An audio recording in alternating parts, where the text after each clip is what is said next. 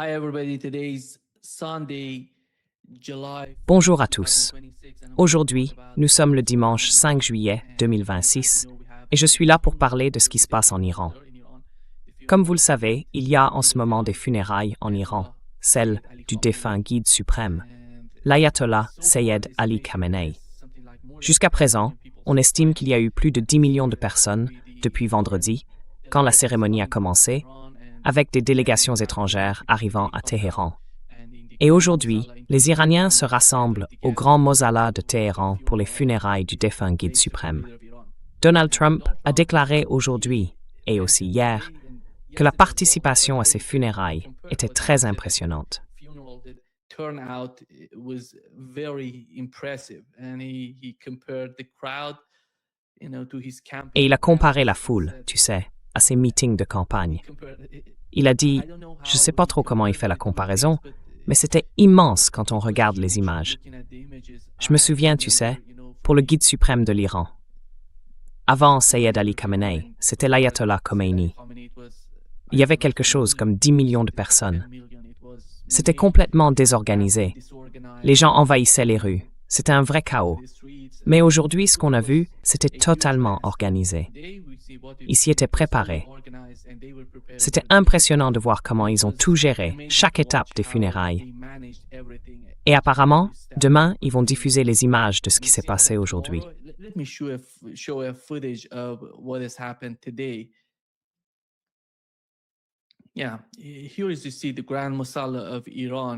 Oui, là, vous voyez le Grand Mausolée d'Iran. Et vous voyez, c'est plein de monde. Les foules sont là. Toutes les rues autour du mausolée, le Grand Mausolée de Téhéran, sont remplies de gens. Les gens sont venus à Téhéran. C'est très difficile d'organiser une foule aussi immense et de gérer une telle situation, surtout qu'il fait vraiment très chaud en ce moment en Iran. Pour faire face à ça, ils essayent de faire de leur mieux, d'après ce que j'ai vu, pour faire baisser la température. Ils utilisent des sortes de brumisateurs, vous savez, pour rafraîchir un peu la foule. Mais quand on regarde les rues autour du Grand Mausolée, on voit qu'elles sont pleines de monde. Et à cette heure-ci, il est déjà très tard en Iran, mais les gens refusent de rentrer chez eux. Ils sont toujours dans les rues. Voilà ce qui se passe en ce moment.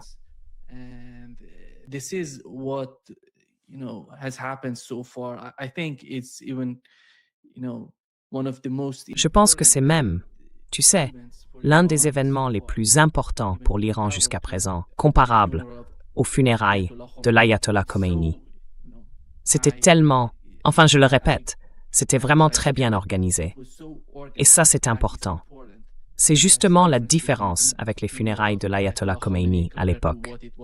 Mais alors, qu'est-ce que ça veut dire pour tous ceux qui croyaient à ce discours selon lequel l'Iran, le gouvernement iranien, tout le système, était en train de s'effondrer, qu'il n'y avait plus rien, que tout allait s'écrouler comme un château de cartes.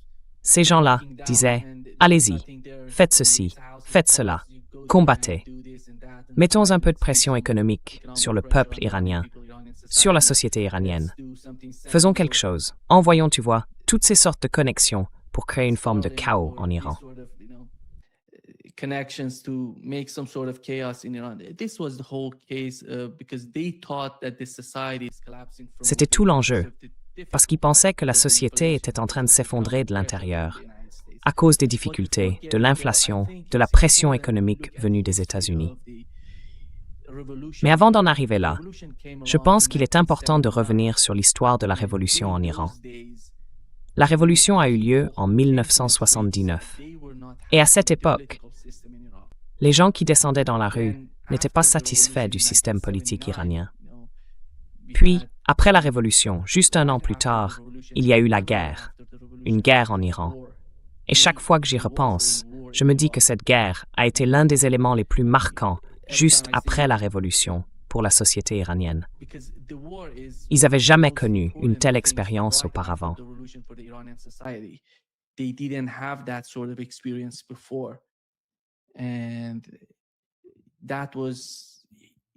Et ça, tu sais, ça influençait vraiment tous les aspects de la société et du gouvernement en Iran à cette époque-là. Il n'y a pas une famille en Iran qui n'ait pas enfin la plupart des familles, ont un ou deux martyrs dans leur famille, des proches tués pendant la guerre Iran-Irak. Donc, toute l'histoire de la révolution iranienne, depuis leur victoire, a été marquée par cette opposition à la révolution. La guerre Iran-Irak a été énorme. Elle a beaucoup contribué à faire de l'Iran ce qu'il est aujourd'hui. Et beaucoup de ceux qui sont aujourd'hui au pouvoir en Iran ont appris à se battre, à résister pendant cette guerre entre l'Iran et l'Irak qui a duré 8 ans, de 1980 à 1988 ou 89. Et cette guerre, je ne sais pas à quel point tu connais ce qui s'est passé à cette époque, mais l'Iran était seul. This war was, I don't know how familiar you are to what has happened during those days. Iran was alone and they didn't have that much of an army because the army was somehow... Et ils n'avaient pas vraiment d'armée, parce que l'armée était en train de s'effondrer, d'une certaine façon. Après la Révolution, beaucoup se méfiaient de ceux qui faisaient partie de l'armée, de ceux qui en venaient. Donc oui, il y a eu des problèmes à ce moment-là. Certains commandants ont été écartés de leur poste, et l'armée iranienne s'est retrouvée très affaiblie après la Révolution. Et à cause de ce manque de confiance, l'armée d'Iran, avant la Révolution, était très liée au Shah. Une fois les commandants écartés, le système est devenu très fragile. Puis la guerre Iran-Irak a éclaté. Et pendant 8 ans de conflit, ils ont compris qu'ils n'avaient presque rien pour se battre contre l'Irak.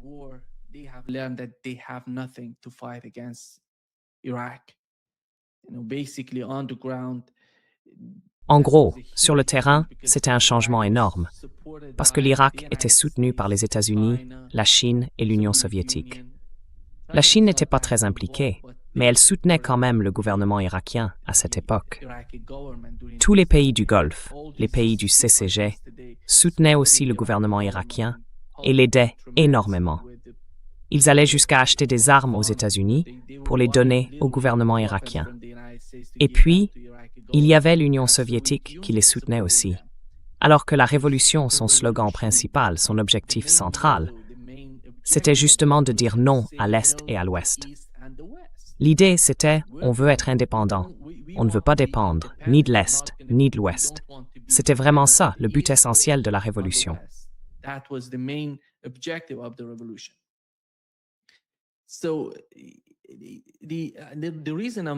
Si je mentionne tout ça, c'est pour poser une question. Quel a été le rôle du défunt guide suprême de l'Iran, Ali Khamenei, dans ce calcul? Quand il est arrivé au pouvoir, c'était juste après la guerre Iran-Irak. Et quand l'ayatollah Khomeini, le chef de la révolution iranienne, est décédé le lendemain même de sa mort, le conseil, qu'on appelle le conseil du discernement, a décidé de le choisir comme guide suprême de l'Iran. C'est ainsi qu'il est devenu le guide suprême. Il était, je dirais, très jeune, mais il avait déjà beaucoup d'expérience. C'était quelqu'un de particulier. Il avait étudié comme érudit religieux, puis il était parti sur le champ de bataille pendant la guerre Iran-Irak.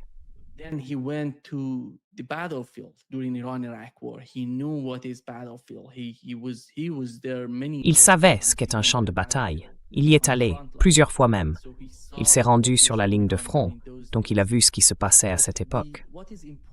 Mais ce qui est important pour l'Iran aujourd'hui, je pense, c'est l'architecture du gouvernement iranien, de l'Iran en tant que pays. C'est ça, l'héritage d'Ali Khamenei. Ce que nous voyons aujourd'hui en Iran, c'est essentiellement le pur héritage d'Ali Khamenei.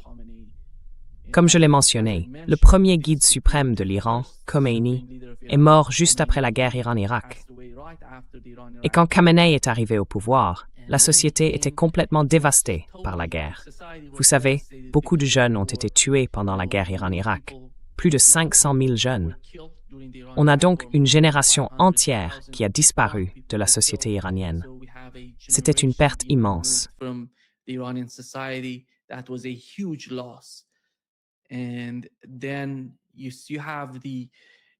Et puis, il y a eu la mort et la destruction provoquée par la guerre entre l'Iran et l'Irak.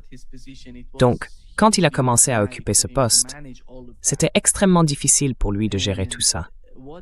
Et ce qu'ils ont fait à cette époque-là, la création du CEPA, qu'on appelle en anglais le Corps des gardiens de la révolution islamique, ou IRGC, tout ce concept du CEPA est né pendant la guerre Iran-Irak. Parce que ces gens-là, ces jeunes qui partaient au front, ils ne savaient rien. Ils n'avaient aucune expérience. La plupart avaient 18 ans, 17 ans, 20, 24, quelque chose comme ça. Ils y allaient et ils apprenaient petit à petit sur le champ de bataille. C'était pour eux une véritable université, pour comprendre comment ce genre de guerre fonctionnait et à quel point l'apprentissage pendant la guerre avait été immense pour ces jeunes.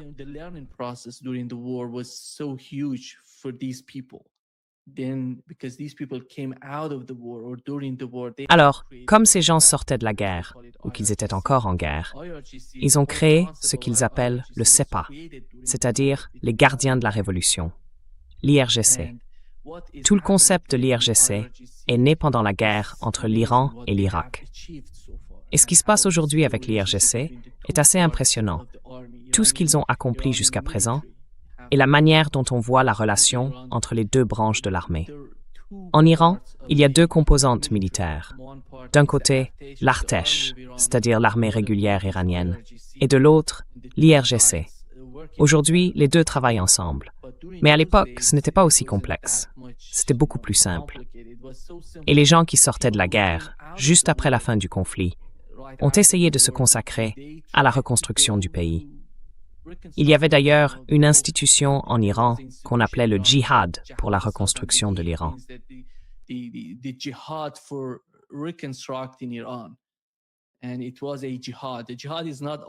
Et c'était un djihad. Le djihad, ce n'est pas, vous savez, aller faire exploser des choses. C'est complètement faux, cette idée-là, quand on parle du djihad et de sa véritable signification. Le djihad, ça veut dire essayer de faire quelque chose d'important, quelque chose qui apporte un vrai changement. C'est ça, le djihad. Ça peut venir de l'intérieur. On peut faire le djihad en soi-même, en luttant contre tout ce qu'on considère comme inutile ou sans valeur. Et ça peut aussi venir de l'extérieur, en s'opposant à la destruction, à la mort, à la dévastation. C'était tout le projet de la nouvelle institution appelée Jihad al-Sazan al-Deghi, qui, comme je l'ai dit, était un djihad pour reconstruire l'Iran. Et dès les tout premiers pas des gardiens de la Révolution, ils ont commencé ce travail.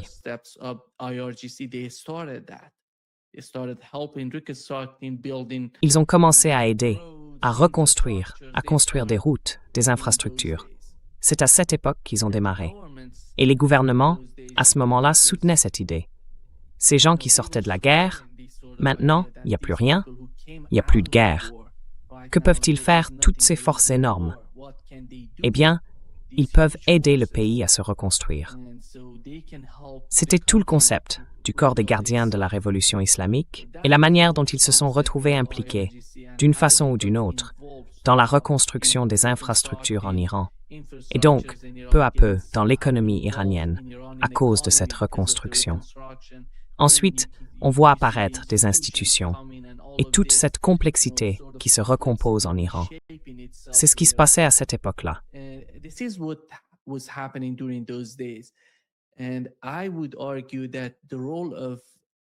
Je dirais que le rôle du défunt guide suprême de l'Iran, Ali Khamenei, dont on a vu les funérailles aujourd'hui, j'ai d'ailleurs montré les images de la cérémonie, ce rôle a été immense. Il avait un pouvoir considérable.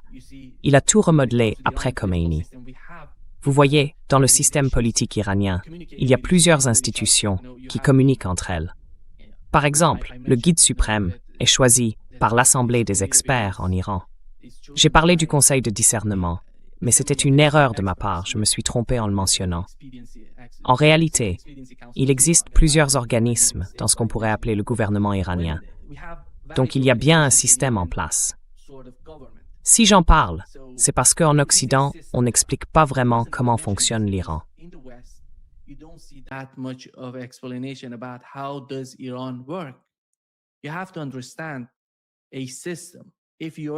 Il faut d'abord comprendre un système. Si on est l'ennemi de ce système, ou si on veut le détruire, il faut au moins savoir ce qu'il contient, quels en sont les éléments, et comment il fonctionne. Alors, il y a l'Assemblée des experts qui regroupe en gros les élites. Les gens votent, en général, pour ces membres-là. Ils sont choisis par le peuple, par le vote des Iraniens. Les électeurs vont aux urnes, ils votent pour ces personnes, et ces élus siègent ensuite à l'Assemblée des experts. C'est elle qui choisit le guide suprême de l'Iran. Et puis, il y a une autre institution très importante, le Conseil des gardiens. Le Conseil des gardiens et le Conseil de discernement de l'intérêt supérieur du régime travaillent ensemble.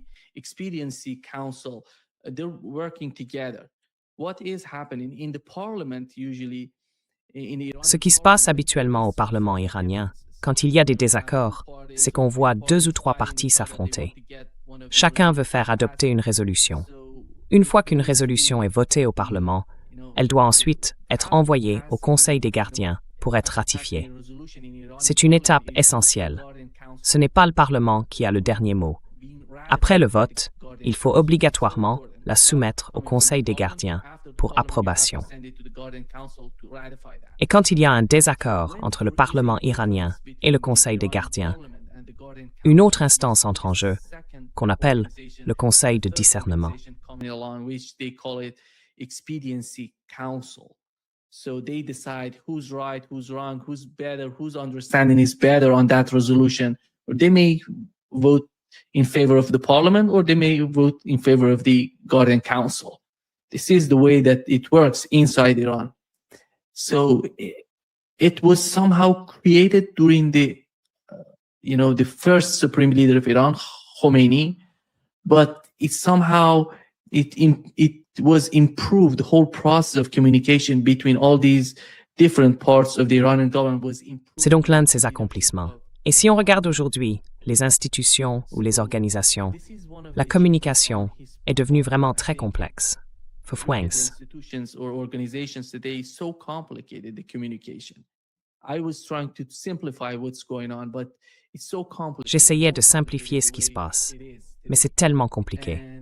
Encore plus compliqué aujourd'hui. Et puis, il y a le Conseil de sécurité iranien.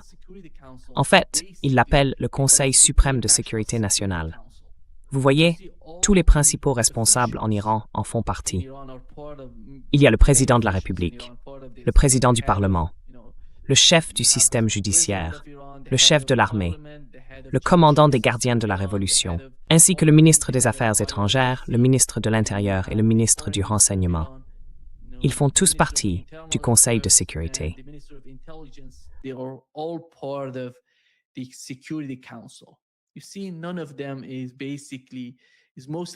Vous voyez, aucun d'entre eux n'est vraiment ou principalement dépendant du Parlement ou du gouvernement iranien. Et il y a 2 membres qui viennent directement du guide suprême d'Iran. Ils font partie de ce Conseil de sécurité. 2 membres choisis par le guide suprême. Ils siègent donc au Conseil de sécurité. Et aujourd'hui, ce Conseil de sécurité joue un rôle essentiel dans la guerre.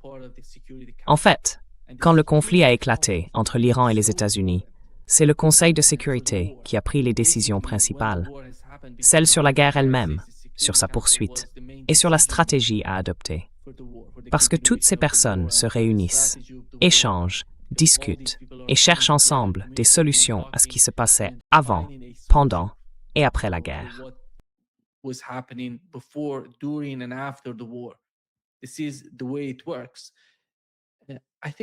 Voilà comment ça fonctionne. Ce qui est vraiment important à propos du guide suprême de l'Iran, c'est qu'il a créé un nouveau système dans le pays, à la fois sur le plan politique et militaire. Sur le plan politique, aujourd'hui, l'Iran n'est pas dépendant. Enfin, ça a toujours été le cas dans l'histoire iranienne. Nous avons eu des royaumes, une très longue histoire. L'Iran n'est pas, vous savez, un jeune pays.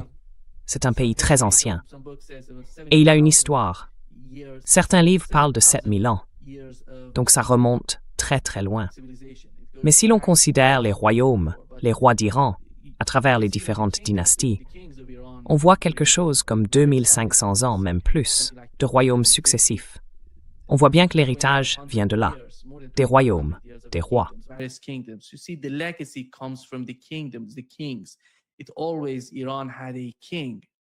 L'Iran a toujours eu un roi au sommet. Le roi était responsable de tout. Tout le monde sait comment fonctionne une monarchie. Donc, même avant la révolution en Iran, on avait un roi. Quand le roi est arrivé, le Shah d'Iran, puis quand il a quitté le pays, tout le système s'est effondré du jour au lendemain. Ça a montré à quel point tout dépendait d'une seule personne. Et cette personne n'était plus là. Alors forcément, tout le système allait s'écrouler, d'une manière ou d'une autre. C'était en quelque sorte le résultat de toute l'histoire de la civilisation iranienne. En fait, tout tournait autour du royaume, du roi. Et c'était lui qui décidait de tout, qui était responsable de tout. En 1953, on avait un premier ministre élu démocratiquement par. We had in 1953, we had, the prime minister democratically elected by Iranian people, which was removed by CIA and Le peuple iranien, dont le premier ministre Mohammad Mossadegh a été renversé par la CIA et le Mossad, a vu le pouvoir revenir au Shah d'Iran.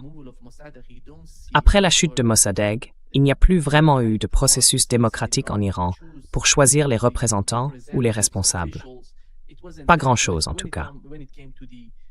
Quand on parle du président ou du guide suprême, enfin à l'époque ce n'était pas un guide suprême, mais le roi d'Iran, c'était lui qui décidait de tout. Il était en train de devenir la seule véritable puissance dans le pays. Puis est venue la révolution. Et après la révolution, avec l'arrivée du nouveau guide suprême en 1989, Ali Khamenei, le système avait encore changé. À cette époque, Khomeini, qui avait été le premier guide suprême, n'avait pas autant de pouvoir, parce que pendant son mandat, tout tournait autour de la guerre, de la gestion du conflit.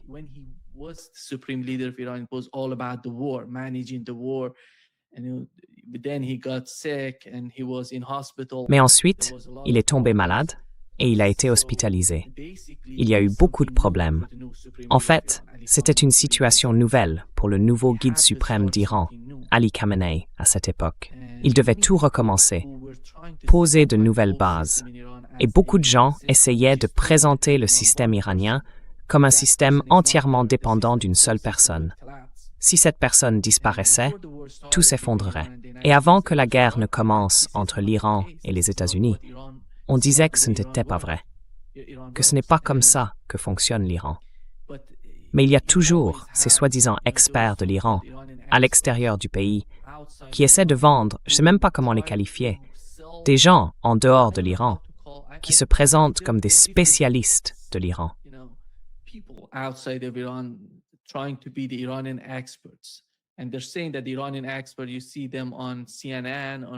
Et ils disent que les experts iraniens, ceux qu'on voit sur CNN, sur Fox News, et les gens proches du fils du Shah d'Iran, Reza Pahlavi, ou d'autres comme eux, leur principal argument, c'était que tout le système allait s'effondrer, qu'il fallait lancer quelque chose contre l'Iran.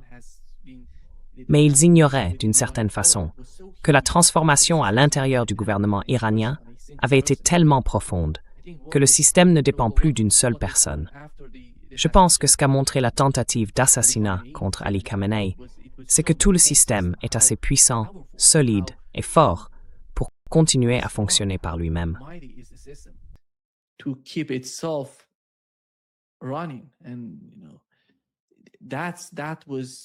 Et ça a vraiment choqué beaucoup de gens, surtout ceux qui débattaient depuis l'extérieur de l'Iran. Ces soi-disant experts iraniens, ou ceux qui s'appuient sur leurs analyses, souvent liés à des ONG qui essayent de redéfinir l'Iran selon la vision qu'elles veulent imposer. Voilà le vrai problème. Quand on paie quelqu'un pour faire un travail, il finit par dire exactement ce que vous avez envie d'entendre. C'est ça, le fond du problème. Tout le système est gangrené par la corruption. Et quand on leur demande d'expliquer comment fonctionne l'Iran, ils finissent par dire « L'Iran, c'est un régime. Les gens ne sont pas heureux. Ils descendent dans la rue. »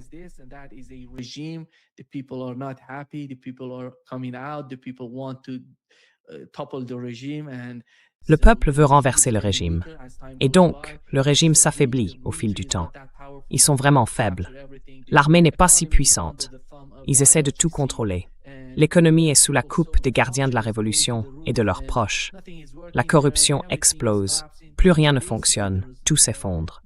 C'est, en gros, ce que disent les experts iraniens à l'étranger. Mais il faut comprendre, il faut être honnête avec soi-même. Ces gens-là ne nous disent pas ici quelle est la réalité. La réalité, c'est que le système était extrêmement puissant, largement indépendant des personnes qui dirigeaient ces organisations, ces institutions.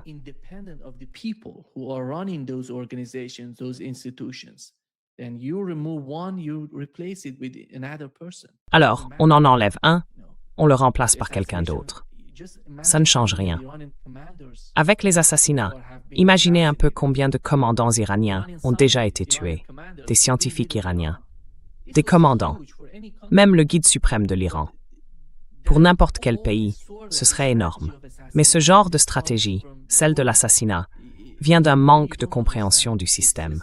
Et quand on ne comprend pas un système, on fait de mauvais choix, on agit mal envers cette société ou ce pays, en l'occurrence l'Iran. Parce que l'idée c'était, si on élimine le guide suprême de l'Iran, tout le système va s'effondrer.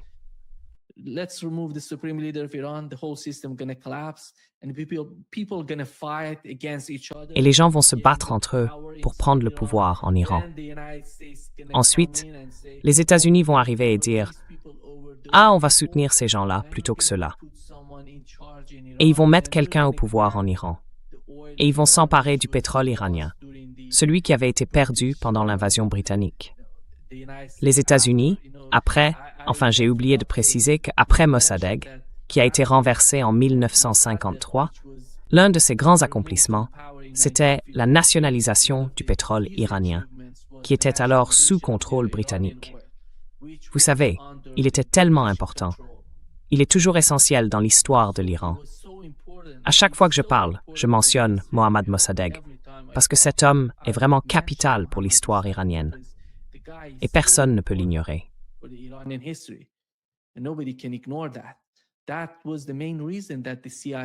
C'est pour cette raison principale que la CIA et le MI6 à l'époque l'ont écarté du pouvoir.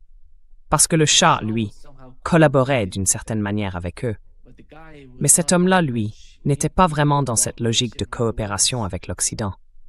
En réalité, il se préoccupait davantage du peuple iranien et de l'Iran en tant que pays, plutôt que de coopérer ou, d'une façon ou d'une autre, de vendre les ressources iraniennes à l'Ouest. Donc, tout le concept de l'administration Trump, cette idée de guerre contre l'Iran, repose sur la même stratégie.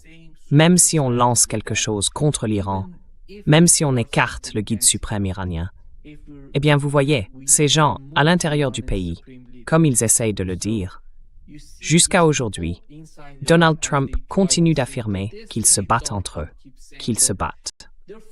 Alors, voyons bien ce qui va se passer.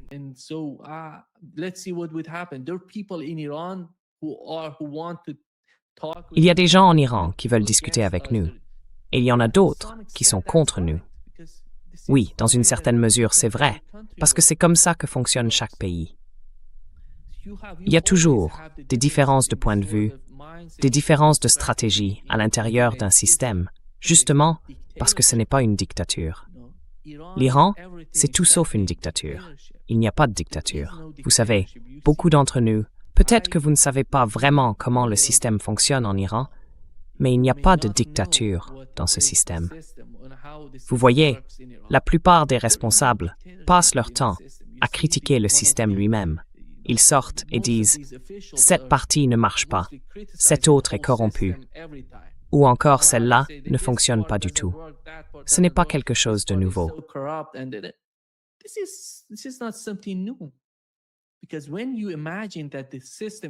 Parce que, quand on imagine que le système est une dictature, alors ce genre de différence devient plus visible, plus marqué. On se dit, si, dans cette dictature, certaines personnes parlent de corruption, c'est qu'elles s'opposent au dictateur. Donc c'est important. On peut se dire, on peut les mettre à la place, on peut remplacer la direction par ces gens-là. Ça voudrait dire que le système se fissure de l'intérieur. Mais ce n'était pas le cas d'ailleurs. L'Iran, c'est un peu comme ici, au Brésil. J'habite ici, au Brésil, et je vois bien le système, les deux parties qui se battent entre eux. En fait, dans presque tous les pays, on voit ces forces à l'intérieur de la société qui s'affrontent. Elles essayent de redéfinir la stratégie du pays, à l'intérieur comme à l'extérieur. Et en matière de politique étrangère, évidemment, elles ont leurs différences. When it comes to the foreign policy, they have their differences. Inside the country, they have their differences. The same is happening À l'intérieur du pays, ils ont leurs différences. C'est pareil en Iran. Il y a les réformistes, il y a les conservateurs, et puis il y a ceux qui se trouvent entre les deux. C'est ça, une société. C'est la réalité. Ce sont des gens, des êtres humains. Il faut comprendre ça. Et non, il n'y a rien qui ressemble à une dictature. Ceux qui essaient de faire passer ce discours, de dire que c'est une dictature, un régime en train de s'effondrer, tout ça, à mon avis, ils essaient surtout de manipuler l'opinion en Occident. Et je ne rejette pas la faute sur ces gens-là, les soi-disant experts iraniens à l'étranger, parce qu'ils sont payés par les ONG elles-mêmes, par le gouvernement des États-Unis, qui veut entendre ce genre d'arguments.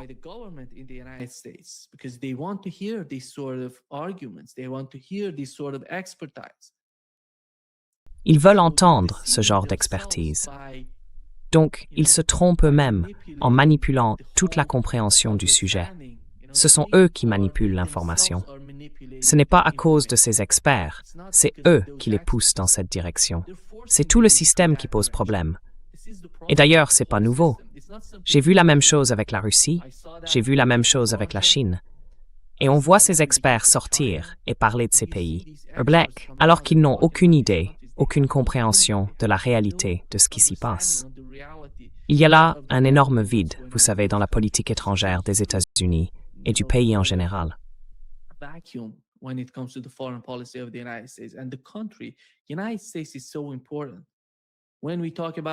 Les États-Unis sont vraiment très importants. Quand on parle du déclin d'un empire, parce que ce déclin est bien en cours, ça ne veut pas dire que les États-Unis, en tant que superpuissance, vont disparaître de la scène. Non, ce n'est pas ça.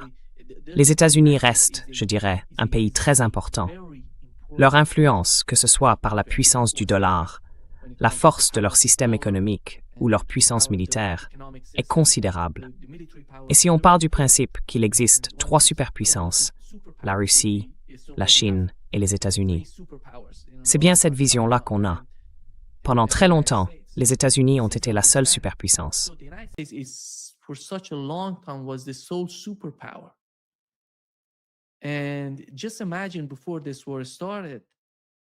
Et imaginez un peu, avant que cette guerre ne commence, beaucoup pensaient que si les États-Unis décidaient d'attaquer l'Iran, de lancer une guerre, même avec Israël dans la région, tout allait s'effondrer. Et beaucoup de ces gens, ces politiciens, ces réformistes, je dirais, ont adhéré à cette idée que ce serait la fin. Mais qui s'y est opposé? Les conservateurs en Iran. Ils ont dit non, ça n'arrivera pas. On va se battre, on ne pliera pas. Et pour être honnête, ils avaient raison. Oui, ils avaient raison. Alors si on revient à ce qui s'est passé avec la direction iranienne, il a provoqué toute cette guerre. Je pense que la vraie question aujourd'hui, c'est qui est en train de gagner? Ou plutôt, qui a l'avantage dans le conflit en cours entre l'Iran et les États-Unis?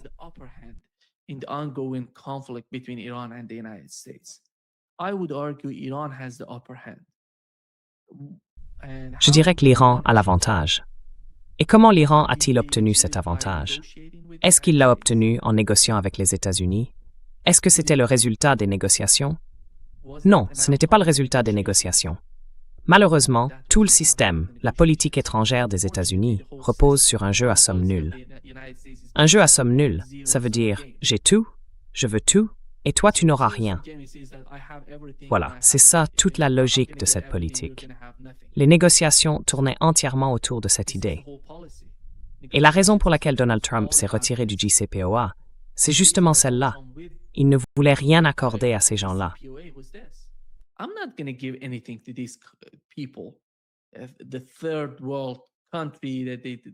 Les pays du tiers-monde, selon lui, ne savent pas comment vivre. Ils n'ont aucune technologie. La seule chose qu'ils ont, c'est le pétrole et le gaz. Et nous, on va y aller. On va tout dominer. C'était ça, tout l'état d'esprit de Donald Trump. On peut dire que Benjamin Netanyahou a joué un rôle important dans tout le calcul des États-Unis avant que la guerre n'éclate. Mais quelle était la vision du président américain? Il pensait littéralement que ces pays-là ne savaient pas se battre, qu'ils ne savaient pas se défendre. Pour lui, la seule chose qu'ils avaient, c'était le pétrole, le gaz et tout le reste.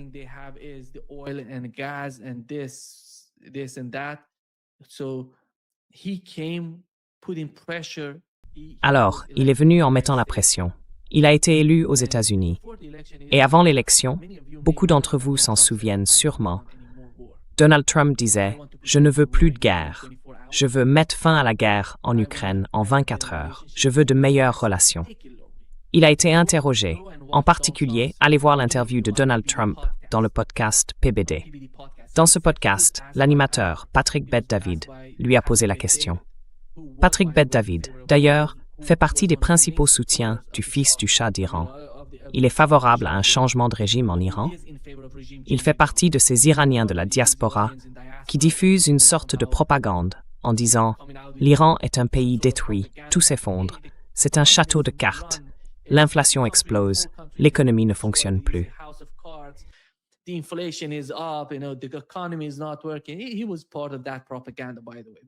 Il faisait partie de cette propagande d'ailleurs.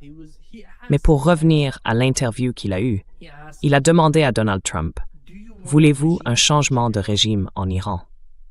Et regardez ce qu'il a répondu. Donald Trump a dit « Non, je ne veux pas de changement de régime. Je veux m'entendre avec eux. Je veux avoir de meilleures relations avec l'Iran. » Il a demandé « Pourquoi ? Est-ce que c'est possible d'y arriver avec le gouvernement iranien, avec la République islamique ? Est-ce que c'est possible ? Il a répondu « Non, je ne vais pas y aller. Je ne vais pas faire de changement de régime. Je ne suis pas pour ceci ou cela. » C'était l'état d'esprit de Donald Trump avant que la guerre ne commence, avant même son élection aux États-Unis. Alors, qu'est-ce qui s'est passé après?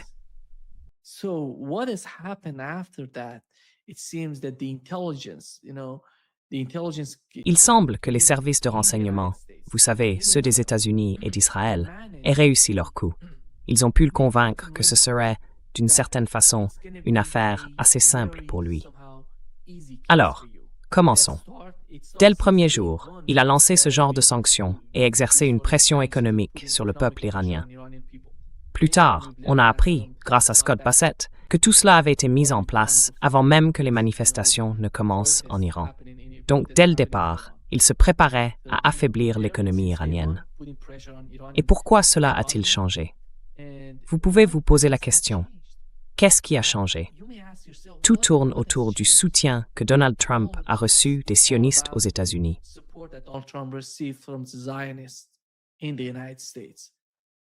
Because those people helped him, supported him during his campaign in the United States. And right after Donald Trump being elected, you see Marco Rubio was becoming part of the administration. Many of these people who are close to Donald Trump, basically Zionists, and they're pursuing the Zionist agenda. So they have managed Donald Trump. They convinced him. With the case of Venezuela, with the case of the fall of Bashar Assad, and the combination. Ce qui a conduit à la destruction des mouvements de résistance. Il suffit de se replonger dans ce qui se passait à cette époque, l'assassinat de Sayed Hassan Nasrallah au Liban, la chute de Bachar el-Assad et l'arrivée au pouvoir en Syrie du HTS et de Daesh ou l'État islamique.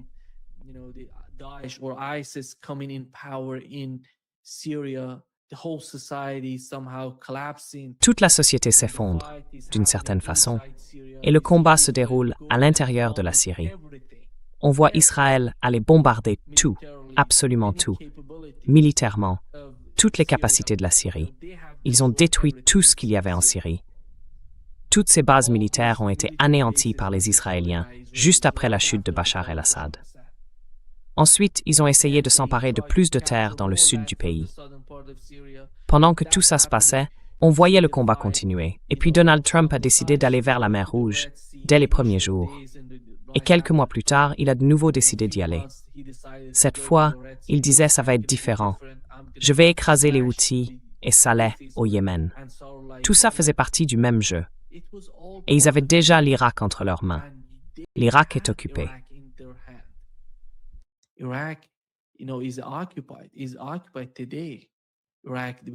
Aujourd'hui, l'Irak est occupé. parce qu'ils contrôlent l'énergie en Irak. Vous pouvez vous demander, quelle a été la principale raison de l'effondrement du gouvernement de Bachar el-Assad en Syrie? C'est parce que pendant très longtemps, les États-Unis ont pris le contrôle des installations pétrolières en Syrie. Ils géraient ces régions du pays qui sont essentielles pour l'économie syrienne. Ils vendaient le pétrole syrien et le gouvernement, lui, ne recevait rien de ces ventes. Du coup, ils ont perdu la capacité de diriger le pays, de le gérer. Ils n'avaient plus d'argent pour payer leurs fonctionnaires, leur armée. La Russie et l'Iran ont essayé de les aider militairement. L'Iran, surtout, ne s'est pas limité à l'aide militaire. Il a aussi tenté de les soutenir sur le plan économique, en envoyant beaucoup de pétrole en Syrie pour soutenir leur économie.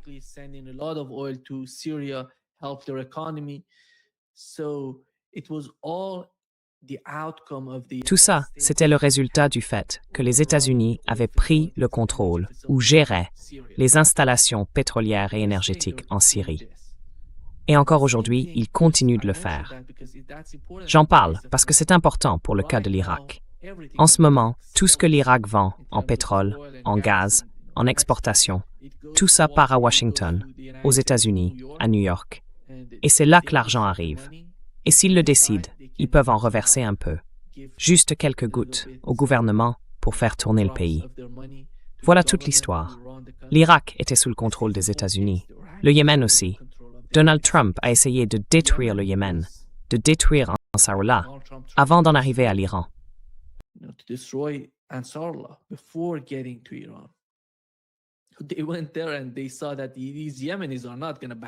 Ils sont allés là-bas et ils ont vu que ces Yéménites n'allaient pas reculer. Ce sont des gens durs. On peut se moquer d'eux d'une certaine façon, mais ce sont des gens sérieux. Peu importe comment Donald Trump essaye de les tourner en ridicule, ces gens-là sont sérieux. Je pense que ça a été une grande leçon pour Donald Trump. C'est ce que je pensais. Mais lui, il est sorti en disant qu'ils avaient capitulé. Moi, je n'allais pas rester là-dessus. Vous vous souvenez, les Yéménites ont réussi à tirer, à toucher les drones américains. Je crois que c'était, 4 ou 5 drones en 2 semaines, quelque chose comme ça. C'était énorme. Donc ça ne marchait pas pour les États-Unis d'ailleurs. Et ensuite, ils ont décidé de se retirer de la mer Rouge en disant, enfin Donald Trump a dit qu'ils avaient capitulé.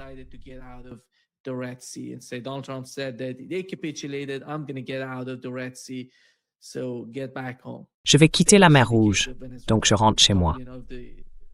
Ensuite, on voit le cas du Venezuela, avec la chute du gouvernement Maduro et la mise en place de son vice-président à la tête du pays. Ça, c'était un grand moment pour Donald Trump. Donc, avant d'en venir au cas de l'Iran, et j'ai vu ce qui se passait en Iran en décembre 2025. J'y étais, en décembre 2025. Je suis arrivé là-bas, et un jour ou 2 après mon arrivée, il y avait des manifestations dans les rues, à cause de l'inflation, à cause des problèmes économiques. On voyait le gouvernement iranien essayer de communiquer, de parler avec la population, avec les économistes, avec les élites du bazar. C'est comme ça qu'ils appellent le marché en Iran, et tenter d'apaiser la situation.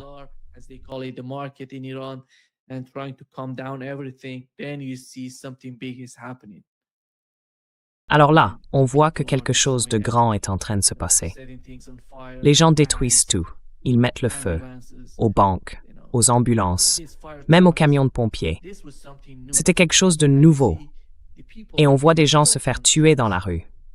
Voilà, c'était ça, toute l'affaire. Ils manipulaient toute la société depuis l'extérieur et ils ont transformé la manifestation en émeute. Donc tout ça, c'était un plan.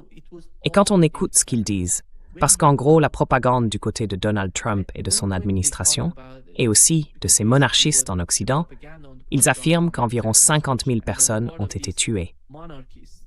Et ceux qui essayent de dire que non, ce n'est pas vrai, eux disent que 80 ou 100 000 personnes ont été tuées en 2 jours d'ailleurs. Imaginez ça. À quel point c'est impossible.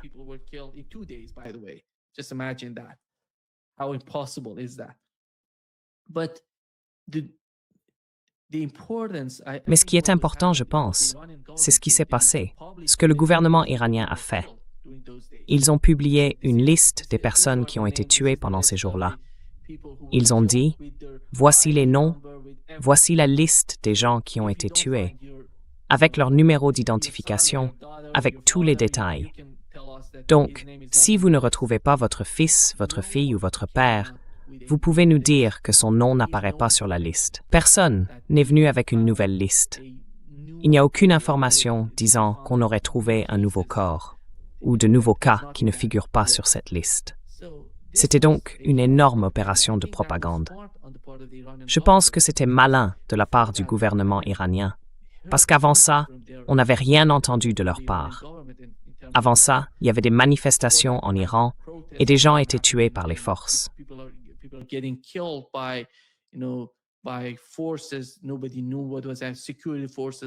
Personne ne savait ce que c'était. Des forces de sécurité, des forces venues de l'extérieur, ou bien des manipulateurs. Avant, ce n'était pas comme ça. Alors, quand le gouvernement iranien publie une nouvelle liste des personnes tuées, c'est différent. À ce moment-là, on met la pression sur ceux qui affirment qu'environ 50 000 personnes ont été tuées. Mais qui sont ces gens? Donnez-moi la liste, donnez-moi les noms, les identités de ces personnes. Donc ce n'était pas... Mais ce qui se passe, c'est une sorte d'opération à l'intérieur de l'Iran. Souvenez-vous, il faut revenir un peu en arrière dans l'histoire. Il faut regarder ce qui s'est passé sur le Maïdan, en Ukraine.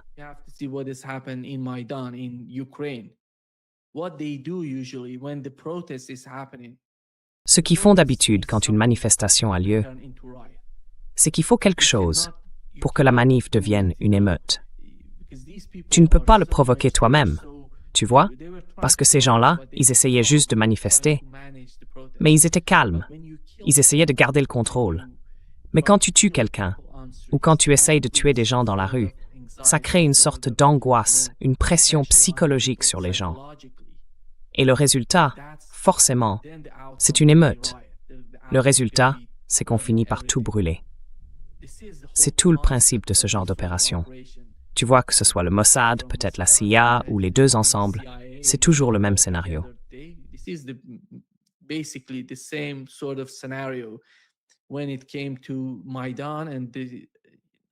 Quand on parle du Maïdan et de la révolution en Ukraine, puis qu'on regarde ce qui se passe en Iran en 2025, 2026, on voit la même stratégie, tuer des gens et créer de la haine entre le peuple et le gouvernement. Et cette haine, elle va tout brûler. C'était ça, le but principal. Et ils avaient beaucoup de moyens. Je ne sais pas si vous avez vu Naftali Bennett parler de ces milliers et milliers d'appareils Starlink envoyés pendant son mandat, envoyés en Iran pour préparer tout ça. Ils ont monté un immense réseau en Iran, tous ensemble, pour préparer cette guerre. En juin 2025, la première phase de la guerre, juste Israël contre l'Iran.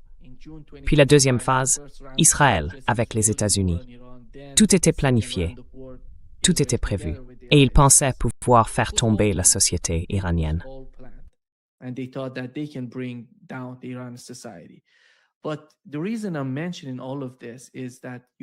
Mais si je parle de tout ça, c'est parce qu'il faut comprendre à quel point la fondation créée sous la direction du défunt guide suprême iranien, Ali Khamenei, est puissante.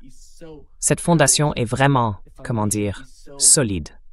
On peut voir des problèmes dans la structure du gouvernement, dans la structure du pouvoir, mais la base, elle est là. Elle est très forte. On ne peut rien faire contre cette base. Et quand on parle de corruption, beaucoup de gens savent de quoi il s'agit. Vous pensez que c'est nouveau? Que Donald Trump parle de corruption ou quelque chose comme ça? Non. C'est partout. On en trouve ici, au Brésil par exemple. Tous les jours, on voit des politiciens arrêtés pour corruption. C'est le système.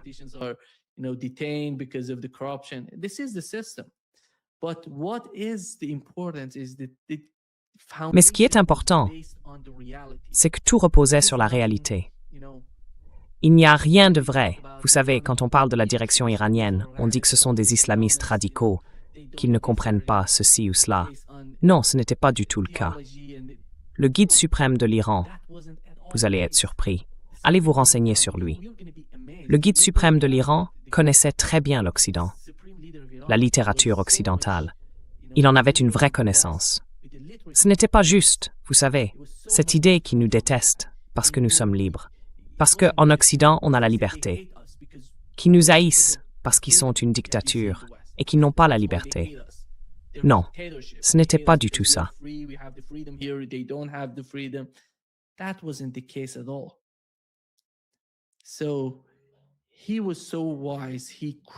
Il était tellement avisé qu'il a créé cette fondation. Et ce n'était pas facile à faire. Il a fallu du temps pour y parvenir. Mais regardez l'Iran aujourd'hui. Ce qui est important, laissez-moi résumer ce qui est vraiment important aujourd'hui. C'est que la fondation qu'il a mise en place fait de lui, d'une certaine manière, le nouvel architecte de l'Iran, de ce qu'est l'Iran aujourd'hui. Ali Khamenei, Seyed Ali Khamenei, est l'architecte de l'Iran actuel. Tout ce qu'il a accompli pendant ces années de direction, on en voit le résultat dans cette guerre contre les États-Unis. L'armée est très puissante. Les gardiens de la révolution sont très puissants. Ce qu'ils n'avaient pas pendant la guerre Iran-Irak, ils l'ont maintenant. Ils ont les missiles, ils ont le système de défense aérienne, ils ont des drones, ils ont la production. Tout est entièrement national. La technologie est nationale. It's all domestic. The technology is domestic. Iranian nuclear program is domestic. Le programme nucléaire iranien est entièrement national. Ils ont tout développé à l'intérieur du pays. Aujourd'hui, l'Iran ne dépend presque plus de personne à l'extérieur. Donald Trump nous dit que le peuple iranien a faim et qu'il a besoin de nourriture, et que c'est pour ça qu'on libère les avoirs iraniens gelés. Mais ce n'est pas vrai. L'Iran produit plus de 97% de ce qu'il consomme. 97%. Ils dépendent un peu du blé, du riz ou de certaines choses comme ça, peut-être aussi de l'huile. Mais je parle ici de l'huile de cuisine, pas du pétrole, pas de l'huile issue des graines. Donc, dans l'ensemble, la société iranienne est totalement indépendante. La société iranienne est indépendante à bien des égards. Vous savez, quand les États-Unis ont essayé d'imposer un blocus à l'Iran, les Iraniens ont dit qu'ils allaient tenir, peu importe le temps que ça prendrait.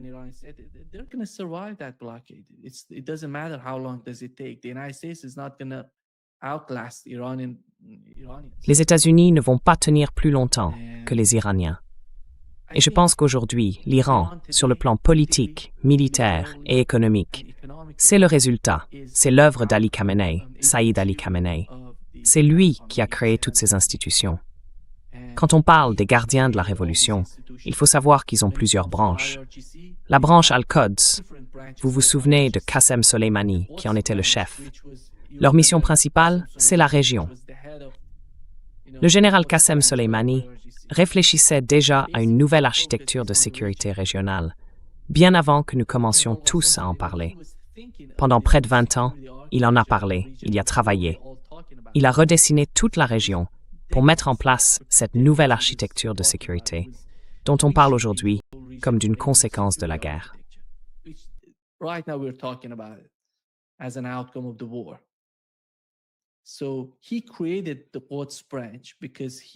Il a donc créé la branche Al-Quds parce qu'il voulait que l'armée iranienne soutienne les actes de résistance. La branche Al-Quds, c'est la base de ces actes de résistance. Ils ont soutenu la résistance au Yémen, en Irak, au Liban, en Syrie et en Palestine. Ils les ont tous soutenus. C'était leur principal objectif.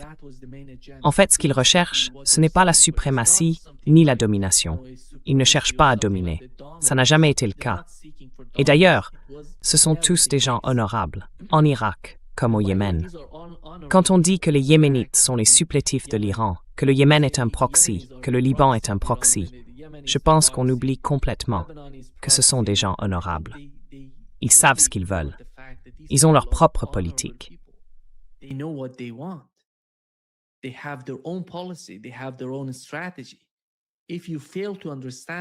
ont leur propre stratégie. Si vous ne comprenez pas ça, alors vous passez à côté de tout le concept des actes de résistance.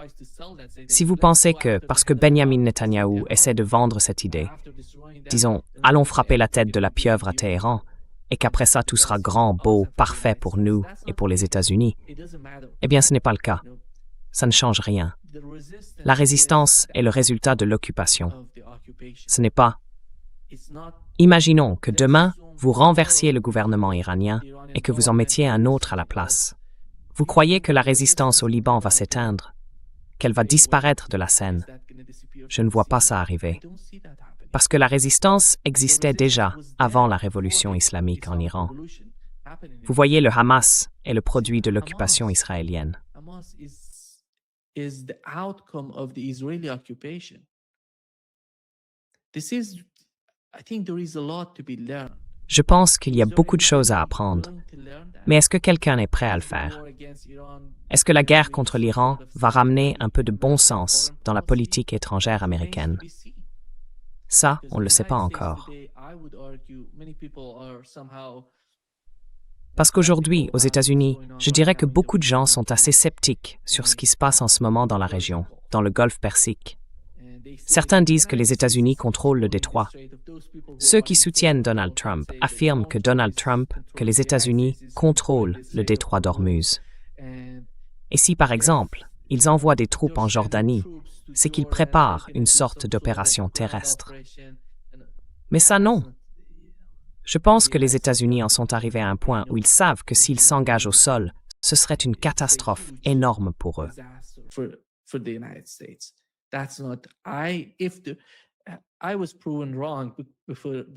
Je me suis trompé, parce qu'avant de partir, j'avais dit à mes amis que les États-Unis n'allaient pas attaquer l'Iran. Et je le pensais vraiment, parce que je connaissais bien la région. Il faut comprendre la région. Il faut comprendre sa géographie. On en parlait déjà dans ce podcast, bien avant que la guerre ne commence. On disait que si le détroit d'Ormuz venait à être fermé, toute l'économie mondiale serait sous pression et qu'ils allaient riposter. Ils n'allaient pas se rendre. Ils allaient se battre. Ils savent se battre.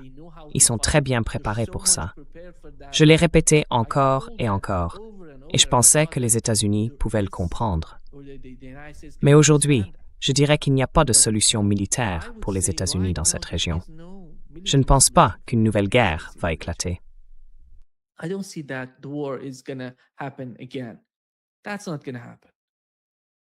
Ça n'arrivera pas. Et ils le savent. Ils ont perdu la guerre. Regardez le protocole d'accord, chaque clause, une par une. Imaginez simplement la situation entre l'Iran et les États-Unis avant le début de la guerre, avant que la guerre ne commence. Aujourd'hui, l'Iran n'est plus dans la même position. Ils n'ont pas peur de se battre si les États-Unis décident de relancer une nouvelle guerre. Ils n'en ont pas peur. Ils ne se laissent pas intimider par ces déclarations publiques du genre « Je vais les frapper plus fort ». Et l'Iran répond simplement « Allez-y, je suis prêt ». C'est pour ça que je pense que les États-Unis en arrivent à un point où il n'y a pas de solution militaire à ce problème. Est-ce qu'ils vont obtenir quelque chose avec ces protocoles d'accord? Non, ils n'obtiendront rien. Peut-être juste quelques avoirs iraniens gelés.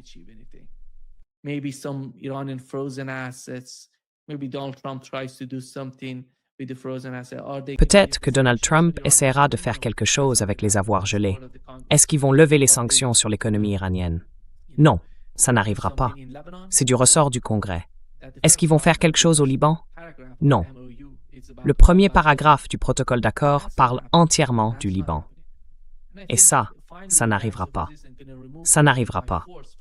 Et je pense qu'au final, les actes de résistance vont forcer Israël à quitter le Liban. C'est le destin d'Israël. Et Israël ne devient pas plus fort, ni militairement, ni politiquement. Je ne vois pas Israël se renforcer. On peut dire qu'Israël agit, qu'il prend des territoires. Mais la Turquie, c'est un gros problème pour Israël. Et en ce moment, la Turquie soutient la Syrie.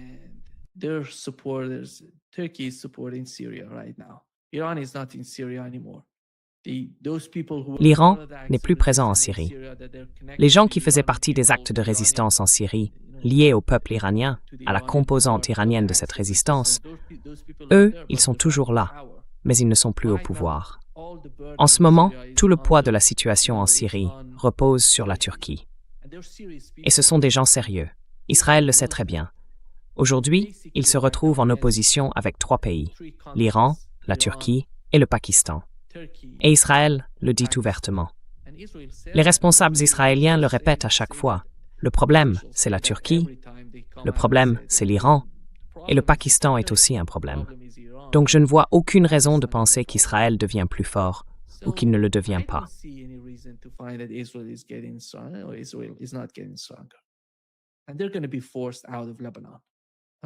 Et ils vont être forcés de quitter le Liban.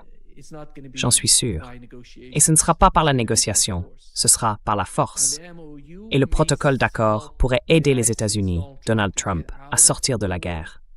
C'est tout ce que ça représente pour Donald Trump. Et je ne suis pas optimiste à propos de ce protocole. Je n'y vois rien de positif. Les États-Unis ne sont pas honnêtes sous l'administration Trump dans la façon dont ils négocient avec leur public. C'est aussi simple que ça. À chaque fois que vous entendez J.D. Vance dire « Je ne comprends pas ces gens, ils sont tellement étranges, dans leur manière de s'exprimer, dans leur manière de négocier, eh bien, tout est là. »